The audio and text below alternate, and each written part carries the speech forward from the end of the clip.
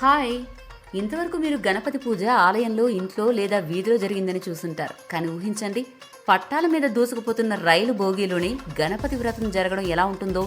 అదే జరిగింది ఈసారి. ట్రైన్లో ప్రయాణిస్తున్న కొంతమంది భక్తులు గణపతి వ్రతం సమయం రాగానే ఆగిపోలేదు. స్టేషన్ వరకు ఎదురు చూడలేదు.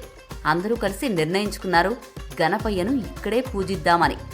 ఇంకా అనుకున్నదే తడువుగా చిన్న చిన్న పూలతో, కొబ్బరికాయలతో ఎవరికి ఏది దొరికితే అది ఉపయోగించి ఒక తాత్కాలిక మండపం కట్టేశారు. ఎవరో సీతాఫలం తీసుకొచ్చారు, ఇంకెవరో పాలు తెచ్చారు, మరికొందరు మంత్రాలు చదివారు. ఇలా భోగిలో ఉన్న వాళ్ళంతా ఒక కుటుంబంలా మారిపోయారు. ఒక క్షణం కోసం రైలు లోపల ఒక దేవాలయ వాతావరణం ఏర్పడింది. గణపతి బప్పా మోరియా అంటూ నినాదాలు మారుమోగాయి. పక్కనే ఉన్న అపరిచితులు కూడా చేతులు జోడించి ఆ పూజలో పాల్గొన్నారు. ఎవరి కులం, మతం, భాష ఏమైనా కూడా ఆ క్షణంలో అందరూ ఒకే భక్తి తరంగంలో మునిగిపోయారు.